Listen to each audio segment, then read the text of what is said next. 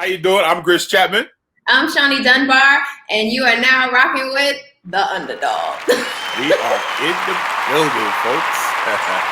We are still currently working out our intro, but we're going to get it right for the people. I'm telling you, when it hits, it's going to hit big. Oh, yeah. We still working, but it's going to hit. It's going to hit big. It's going to be funny. Yeah. So just bear with us a little bit. So today we are starting a little bit earlier than normal, but we're still in a good place. Today we are doing our comedy spotlight. Love those. And yeah, I do love those. And today we have Mr. Judah Friedlander. Judah is amazing. You'll most likely recognize him from 30 Rock.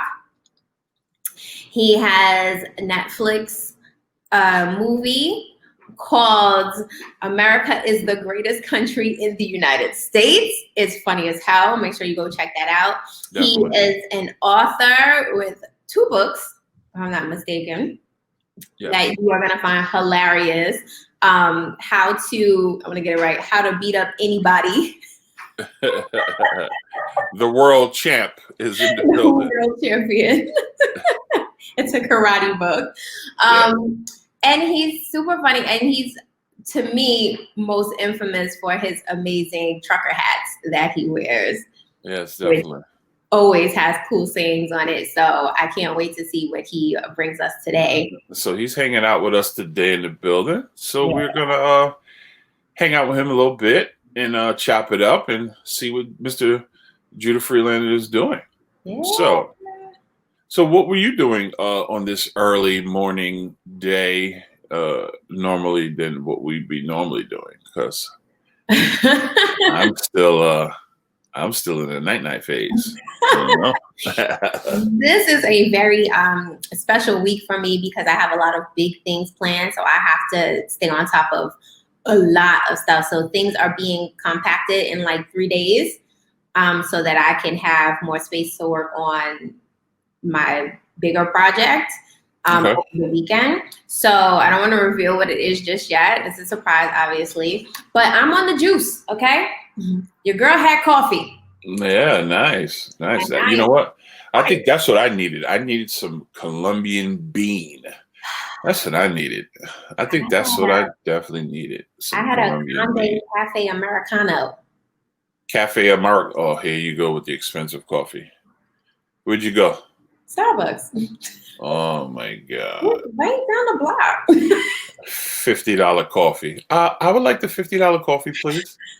Thank you. It is worth it. No, it's not. It's worth it to me because I try not to have coffee every day. That's why I don't have it in my house. Like I don't have a Keurig or anything like that for that purpose. Because I feel like I would never go to sleep. I would always be like, oh, I'll just have another cup of coffee. You see how fast I'm talking now? I am wired. My toes are like, oh. Do that again. That's hilarious. I am. I'm like, let's go. Yeah, I think I don't have it often. You know what? I have it in my house, and I think I don't drink it enough. Oh.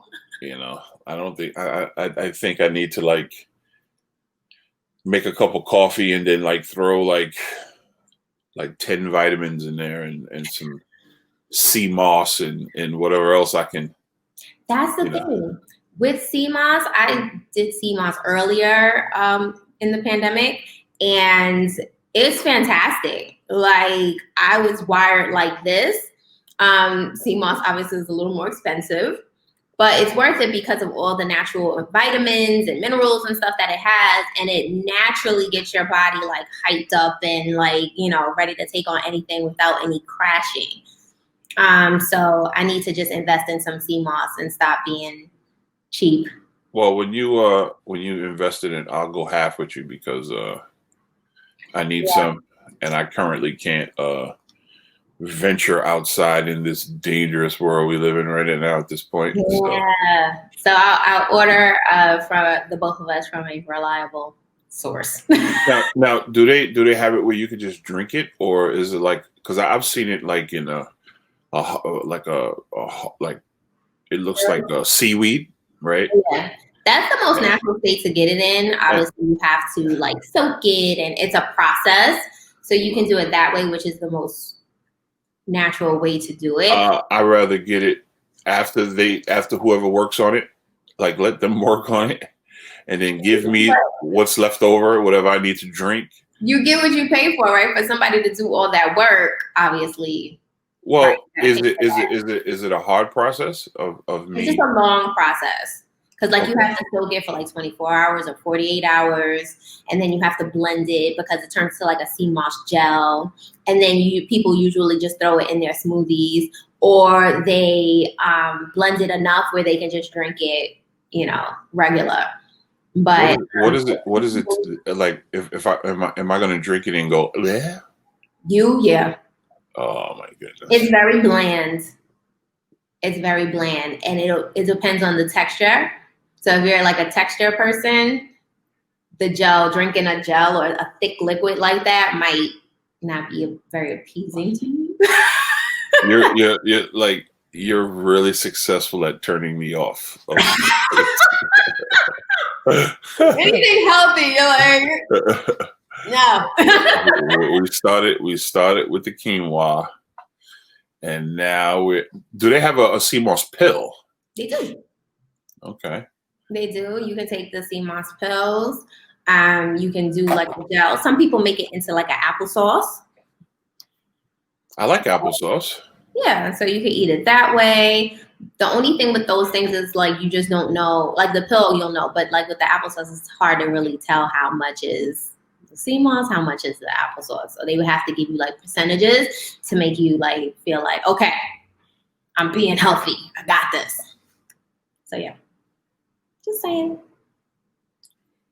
Judah said he will be logged in 1 minute. Okay. Oh, we have Judah in the building. Yeah.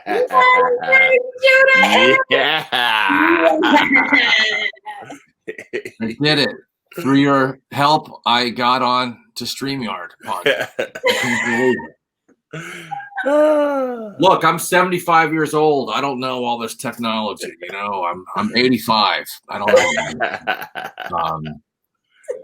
How y'all doing? Thanks for having me on the show. This is great. Man, welcome to the Underdog. How you doing, buddy? I'm hanging in there, man. It's not easy. Tough times, and I knew it would be. Yeah. Because I remember before the lockdown. I was talking to some friends of mine. I have because when I do stand-up comedy, I tour internationally quite a bit. So I was talking to a comedian friend of mine who's from Rome.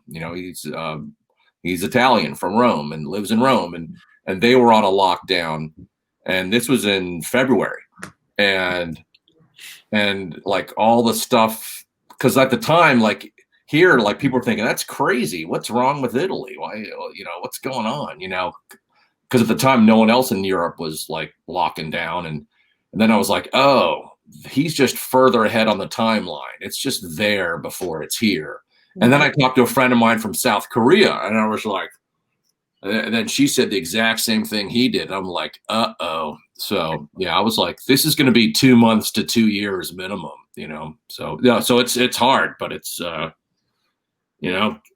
getting through it. So yeah. So you have been doing a stand-up obviously for a long time, and you've taken it into the pandemic. So it looks so effortless. Like you are funny no matter where you are. Like I was watching stuff on Instagram, and you got this cool setup where you do Zoom stand-up. Yeah, do all the shows on Zoom. Yeah. So how did that come about? Well, before the pandemic, I didn't know that Zoom existed. I'd never heard of it. I was like, I figured, all right, I'm not going to be able to do stand-up for who knows how long. Maybe I'll just have to start drawing cartoons or write a book or, I actually bought my own amp I bought my own microphone. I've been doing stand-up comedy over 30 years. I've never owned a microphone, Wow. So, wow. The venues always have a mic. You don't bring your own mic. So I'm like, I bought a speaker. I'm like, all right, I'm going to just take it to the streets if I have to. And then I was like, I don't know how that's going to work out. So, and then people started, I was hearing about different shows going on Zoom. So I checked them out. And then after about like a month or so, I started doing them. And then I started like self-producing my own. So I made this beautiful high budget background here that you can love see. it.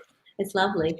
I went the opposite. Like remember the beginning of the lockdown when they were having those telethons on TV and there'd be like some celebrity singing a sad song and they're in their like $10 million swimming pool they're sitting in front of. And I'm like, I don't think you're fully grasping the situation of the nation, Yeah. I was like, I'm going the opposite. I got a bunch of cardboard boxes anyways. I'm just going to tape them up on there. So that's what I did. I thought it fell for a second. I thought it was it actually fell on me on one show.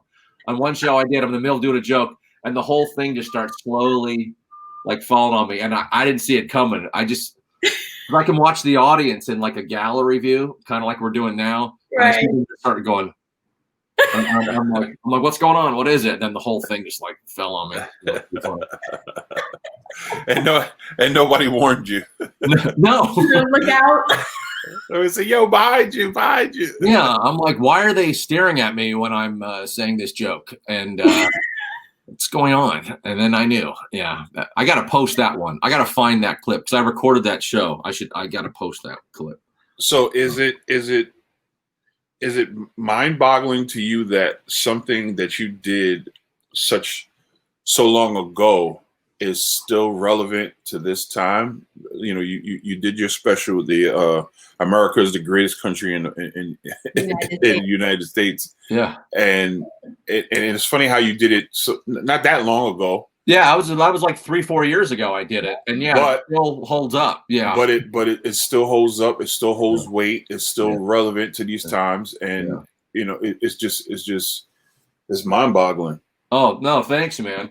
Well, when I first started doing stand-up, I started in 1989, and when I first started, first of all, I was a young kid. I was 19 when I started, and I used to do some like political jokes, but they were a little more similar to like the jokes you'd see on like late night talk shows where it's like, well, this president said this and this president said that, that kind of like jokes, but like nothing like deep to it. It's just kind of, so that I used to do some of those, and then I stopped doing those because they would always get dated, that like that joke would be good for a week, maybe a month, But then around, I don't know, 10, 15 years ago, I started getting into like political stuff, but everything I was doing was satirizing like basically government oppression and how it affects human rights. Yep. And unfortunately,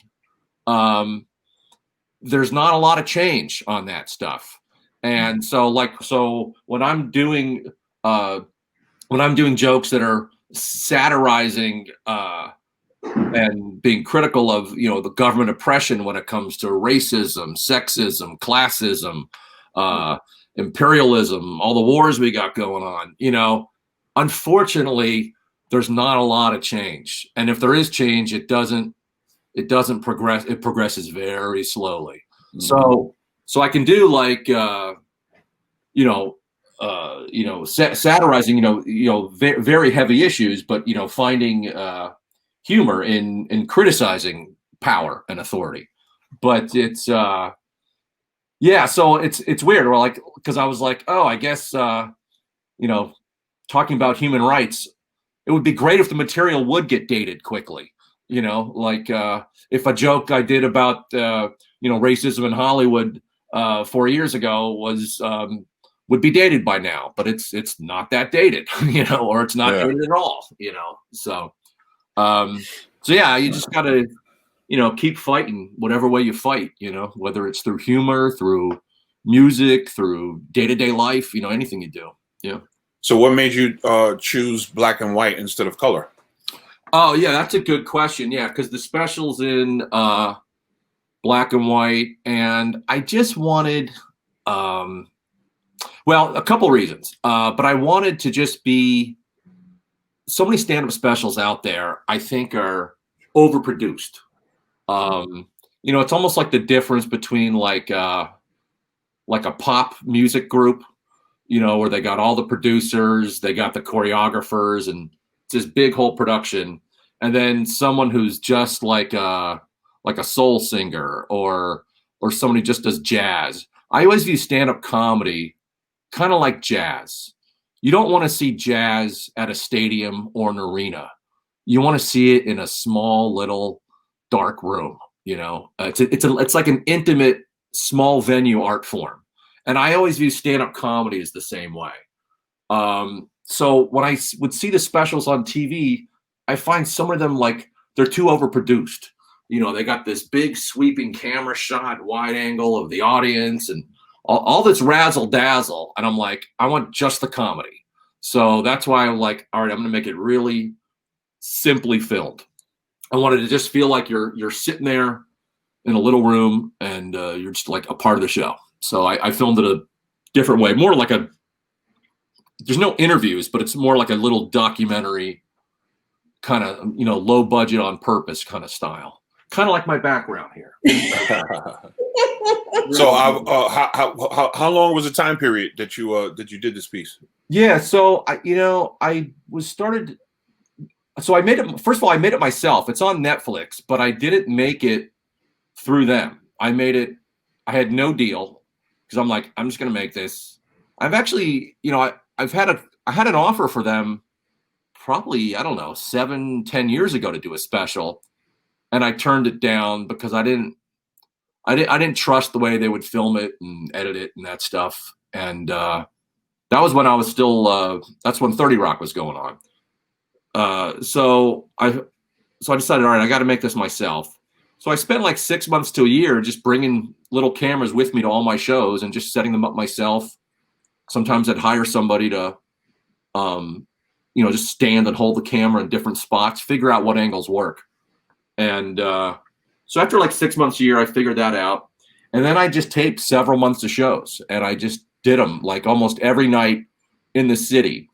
So the way they film most stand-up specials, they usually film 2 shows in one night or a few shows over like 2 nights. Right. And then they have the comic wear the same clothes, and then they edit it together.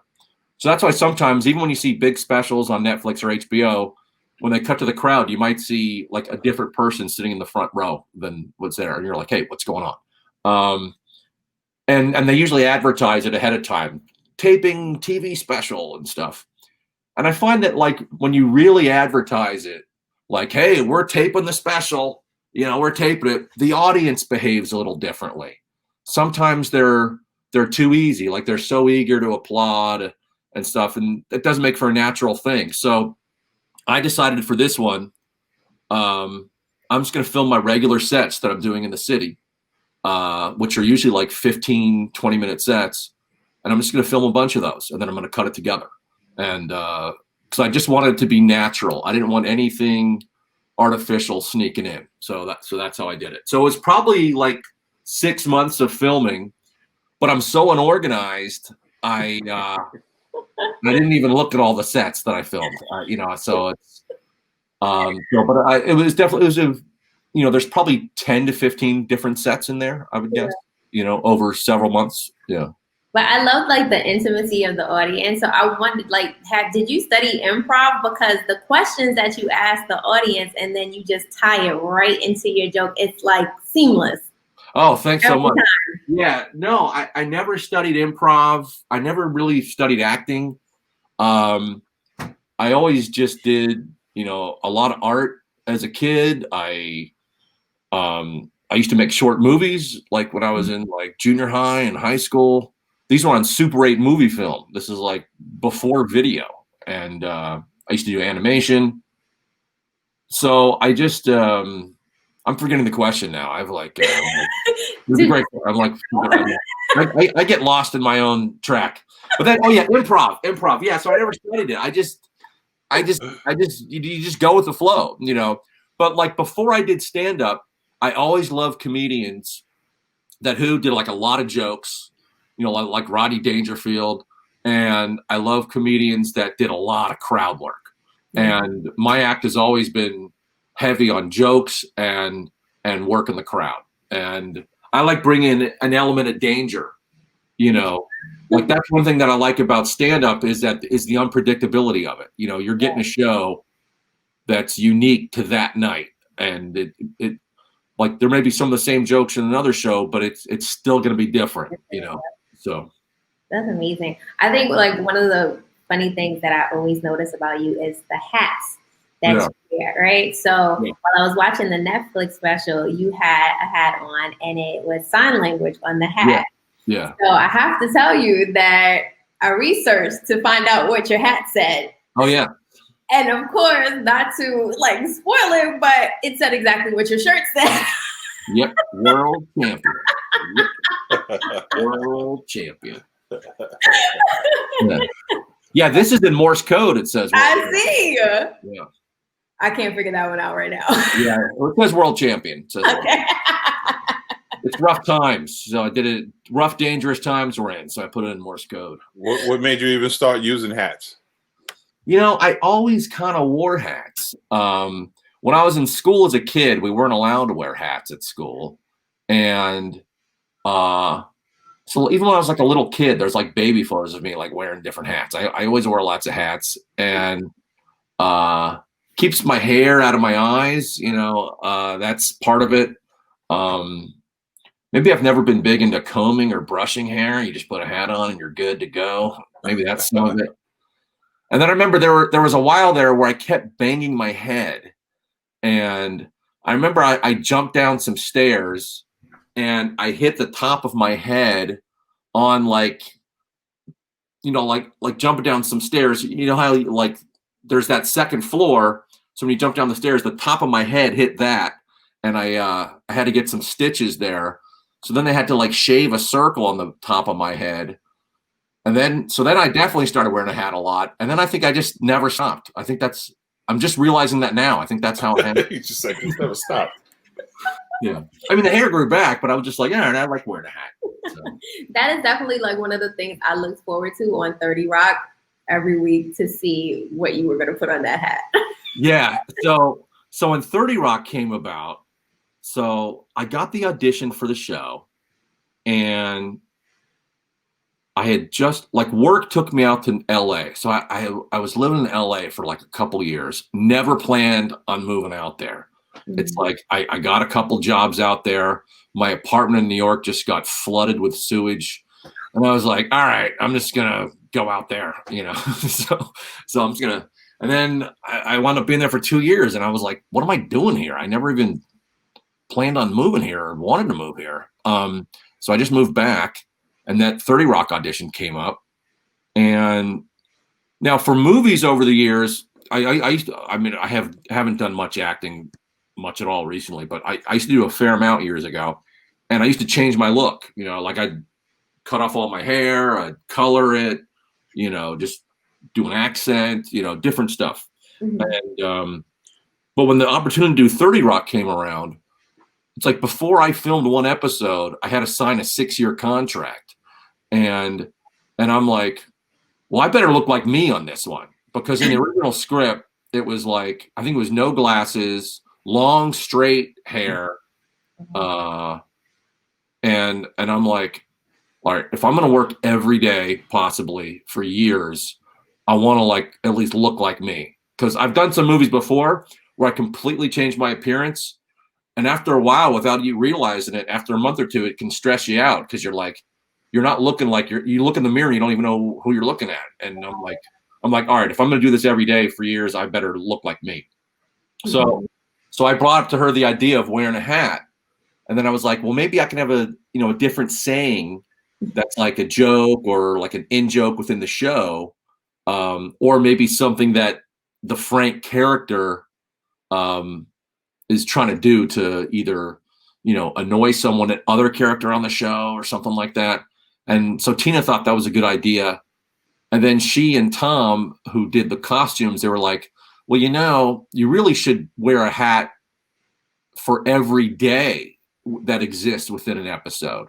So if one TV episode spans 4 days, I should have 4 hats for that episode. And then I was like, that makes sense. And then I didn't realize what I was getting myself into, because like when everyone else is in their dressing rooms learning their lines, I'm like making hats. I made all the hats on the show. So I'm like, cutting letters last second, sticking them on. So it was a lot of unnecessary work, but yeah, it was great. Yeah. It made for classic TV though. Yeah. Definitely made for classic TV. Yeah. So, and they never really censored me, but I kind of knew like the boundaries, because it's network TV. You can't just say whatever you want. But a couple times they had to run stuff by the censors. I remember one time, the episode, Tina's character, Liz Lemon, was getting really mad at the writers for just being really juvenile and annoying and dumb. So I decided, all right, what's a dumb, juvenile, annoying hat I can wear?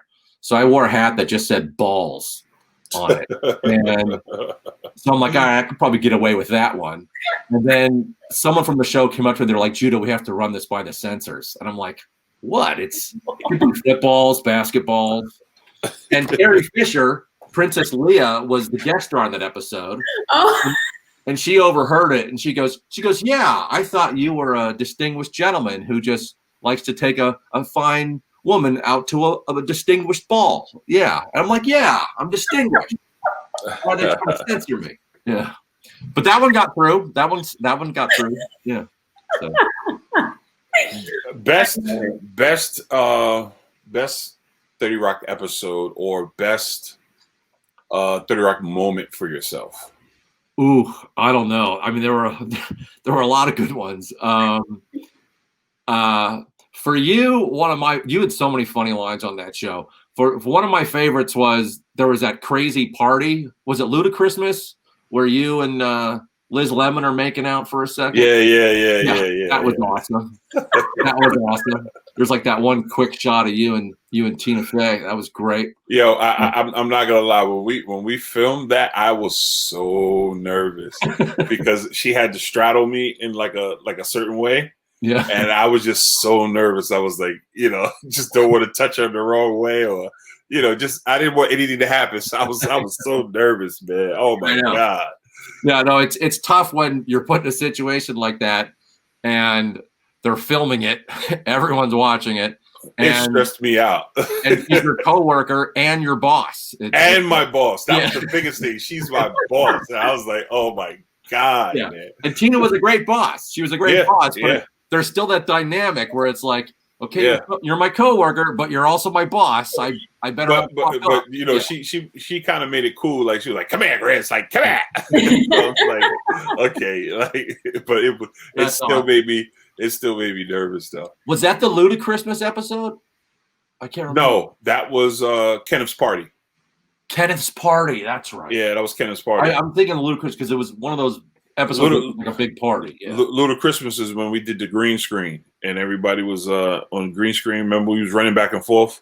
God, I don't even know if I remember that. I don't even know if I remember. Yeah, we all was dressed up like it was like a weird costumes or something. Yeah. We was running back and forth, and we was running back and forth over the green screen or something like that. I remember. I'm remembering that now.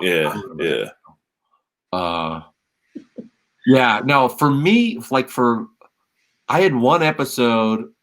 Like usually they had me doing the same stuff, where you're basically doing the same thing, and that's one reason why doing a TV show always scared me, because I was like, oh shit, I got to do the same thing over and over again for years, and I'm like, because I never planned on doing a TV show, and I used to, stand-up's always been my main thing, and then before 30 Rock, I do a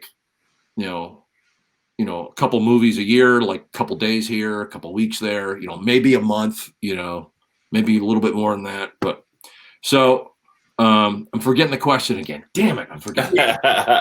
Favorite 30 Rock moment. Oh yeah. So there were a few times, usually like once a year, they would write an episode where my character got to do something different and not just like the same stuff.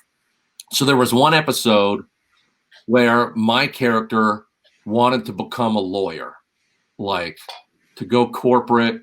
I can't remember if I was becoming like a mafia lawyer or what, but so I had to shave my sideburns. I don't think I had a beard on then, but I had big bushy sideburns and, you know, probably like a few days growth in the chin area. So I had to shave, no hat, hair slicked back into a like you had a vest on, right? Did you have a vest on? A sweater? Yeah, I had a full three-piece suit. I had a three-piece suit, and then I had really small glasses, really small glasses. And I remember walking on the set, and nobody recognized me. I'm walking by the crew, and they don't know it's me. And so that was a fun episode, getting to do something like just totally different. Even though I hate wearing suits and you know, I hate wearing a ponytail, but that was fun to do something different. And then there was another episode, I think it was called Goodbye, My Friend. And it was like a storyline where it was like a Bigfoot storyline. And I think Mick Foley, the wrestler, no, he wasn't on that episode. He was on a different episode. But yeah, so whenever I got to do something different, it was fun, you know. I mean, it was fun anyways, but those were my favorite ones. Okay. And then there was one with Tracy that was really good. I forget what it's called, but Tracy and me were both inventing porno video games.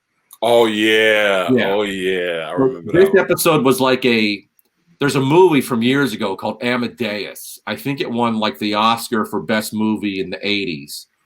And Mozart had a big feud with his other composer, Salieri. And they did this comparison of like my character and Tracy's were sort of like the Amadeus and the other guy. And it was like, so I was getting jealous of Tracy's porno video game, and it was just so ridiculous, that episode. That one was a lot of fun. Yeah. So during this pandemic, now you've leaned towards Zoom. Yeah. Zoom comedy, but now you're performing every night. Not every night. When there's not a pandemic, I'm pretty much performing every night, but I'm doing probably like 3 to 5 shows a week, at least 3. And on my own shows, which I do at least 2 a week, where I produce my own show, and I do it on Zoom. So it's kind of like this. So as an audience member, you can do more than just comment in the chat. You can actually yell out and ask me questions. You can even see the other audience members. And then if you don't want to do that, you can actually turn your mic and camera off and not be seen at all and just watch the show, which is sort of like sitting in the back of a comedy club. You know, you're like, oh, I don't want to be picked on. I'll sit in the back. So, so it's real interactive. And I usually do about 70 to 90 minutes. And then I have 2 openers who do about 10 to 15 minutes each.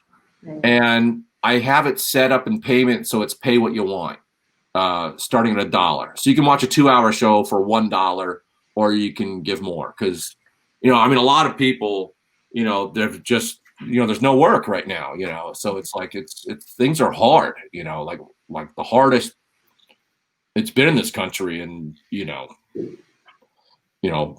almost 100 years or longer. I don't know. So yeah, so I just make the shows $1, and you can pay more if you want. And I just announce them on Instagram and Twitter. Usually Tuesday afternoons, I do one at like 3 o'clock. That way, like people in Europe and England, it's nighttime. Nice. And then usually Saturday, 8 p.m. New York time, I do a show. And then sometimes 1 or 2 more. Yeah.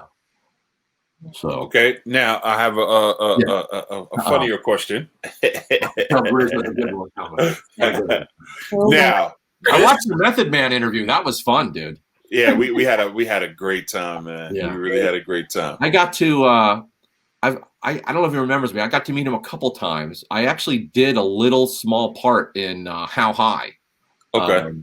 And that was fun. But yeah, he seems, I mean, he's such a really interesting and smart dude. It's just Yeah, I'll tell him you said hello. He's a great guy, man. Yeah, great guy. yeah.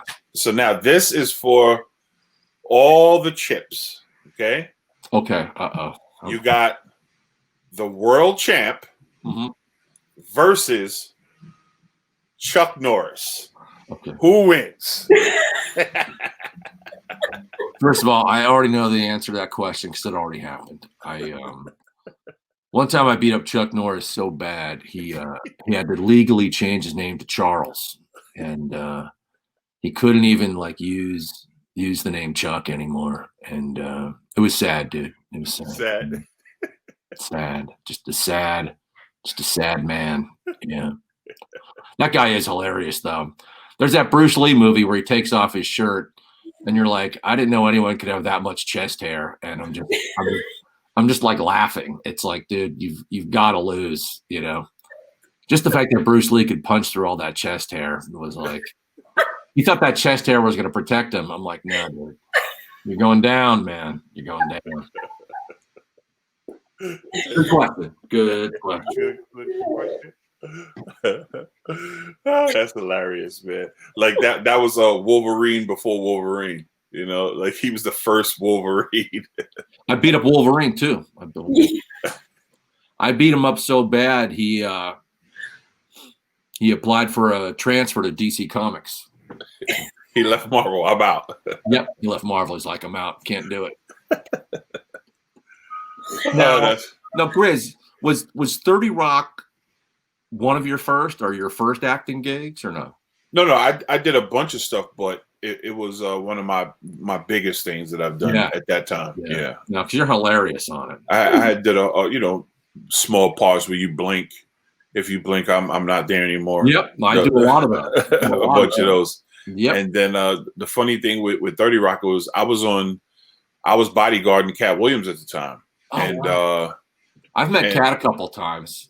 Yeah. Yeah, and then they had called and was like, we're doing this show. It's a show within a show. It didn't have a name. It didn't have nobody attached to it. And it was like, do you want to do it? And then I was like, you know what? Let me take a chance. But the part that a lot of people don't know is I had to buy a ticket from LA at the last minute to go to the interview because I was in LA at the 30 time. Rock. Yeah, for 30 Rock. Oh wow! So I had to judge between do I stay in LA or do I take a chance and book this $900 ticket to go to New York for this audition. Unbelievable. So I struggled with it for a couple of days, and I said, you know what, I'm gonna go. And then I bought the ticket to the last minute, and I went, and it was the best decision of my life. You know what I mean? That's great. And that was just for an audition for it, or yeah, that was just for the audition because I was on tour. Wow, I was on tour at the time, and then which tour was that of Cats? Which one was that? I think we was on American Hustle. Oh, that's great. I think we was on American Hustle at the time. I remember one time when I met him, Cat was, he was like, dude, I want to take you on the road with me. I want you to go on the road with me. I'm like, fucking great. Yeah, I'll go on the road with you, dude. But then I hadn't heard from him. But yeah, that definitely would have been hilarious. I only met him once or twice, but I like that dude. And that's another guy. His first HBO special, the one that really hit big, really, made him like the household name. I believe that one he also produced. He did completely independently and then sold it. Yeah, he did. And that's a great special. And, it's got great energy on it. You can tell it's like that one's, that's at a pretty big venue, but you can tell the way it's filmed or this feels real. It feels like you're there, and I just think often when they're self-produced, you got more control and you can really make it you more, because so much of the TV productions of these specials, they have this formula, how they just kind of film all of them. And then they all just kind of start getting this generic feel, and that was a great produced special that he had. Any more specials for you? Well, Netflix hasn't emailed me back in about 3 years. So I think it'll be, I don't have an agent or a manager. I've been working on my own for years. And if I could get an agent or a manager who I trusted and actually, gets what I do, likes what I do, and morally I like them, I would go for someone. But right now I don't know who that is. So yeah, so Netflix, about a year or 6 months after my last special came out, I emailed them back, never heard from them. And then a year later, I emailed them again, never heard from them. And I know my special did well enough to warrant, and from what they paid me, I know it did well enough to warrant a second one. Yeah, because it's still up. It's still it's still up. It's still up. Yeah, and so then I don't know. So I don't know if it'll. What I'm going to do is I'm going to cut a trailer together, because I have two. Because I filmed a bunch of sets before the pandemic, and I have over an hour of new material since the pandemic that I've been doing on Zoom. So I'm going to release like a Zoom special and a special of the material I was doing, before the pandemic. And but so I'm going to cut some trailers on my own, and then I'm going to pitch it around, and I'll because even the special that I have on Netflix, if I would have pitched that to them, saying, "Hey, I'm going to be talking about all these issues. It's going to be in black and white," they'd be like, "Nah." I think they would have passed. Sometimes you just gotta show it to them, and you gotta really like punch it into them, because they're not. In my opinion, Hollywood, they always say they're looking for new, different stuff. In general, they're not. Even 30 Rock, at the time, I mean, your show is Underdog. 30 Rock was an underdog show when it came out. Yeah. Because Tina's obviously a huge star now, and Baldwin was a big star before 30 Rock started. But, his career wasn't like where it is now. He was a guy who had done some big movies, some critically acclaimed movies, but he was sort of like, his career like wasn't at the top there. And like he's a great actor, but like career wise. So when 30 Rock was starting, I had an audition for another show, which I didn't even want to audition for. It was called Studio 60 on the Sunset Strip. And this was a show. Our competition. Exactly. It was also on NBC, same channel as 30 Rock. And that was produced by Aaron Sorkin. And it had a huge cast. And that was the show that NBC was putting all their money in. That was the show that was going to be huge. So I actually auditioned for that, and I got offered a part on that show, a recurring part, a smaller part that I had on 30 Rock. I think I would have had to cut my hair. I would have had to move back to LA. And people were telling me, "Oh, you got to take this. This is Aaron Sorkin. This is going to be the biggest show." Because he had just finished The West Wing. And I never watched it, but it was a big show. And they're like, "You got to do this show." And I'm like, "Well, I don't know. This 30 Rock seems better to me." And I live in Queens. It films in Queens. I don't even have to leave the borough to work. Tina, I didn't know before, but I was a fan of hers. And Baldwin, I was a big fan of. Tracy, I'd known for years. I'm like, this seems like a pretty easy call to me. So I did the 30 Rock. Yeah. I'm glad you took that job, because we had a blast, man. Yeah. Oh my goodness. Yeah. So for the underdog that's sitting at home, that has a script, maybe has some jokes that they want to get out, or they're just trying to break into the business. Do you have any advice for the underdog? Yes. Well, when it comes to stand-up comedy, this is certainly a weird time to start in a pandemic where there's pretty much no venues. But there's actually a lot of like stand-up comedy open mics going on right now. I was actually just talking to a friend of mine about that. Like comics who are just starting now, they can do an open mic on Zoom that's based out of New York. And then later that night, they can do one that's coming from Seattle. And then they can do another one coming from Germany or England. So it's like it's weird because it's the world's smaller, but with the internet, it's almost like it's bigger, So, but I would say this: when it comes to comedy, or anyone trying to break into show business, there's a lot, especially when you're first starting, there's a lot of scams out there.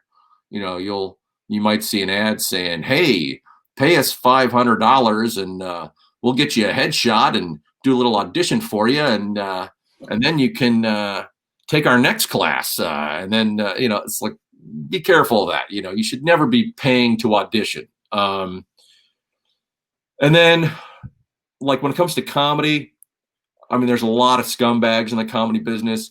If anyone ever treats you badly or says, "You'll never work in this town, I'm going to put the word out," and just stay away from them.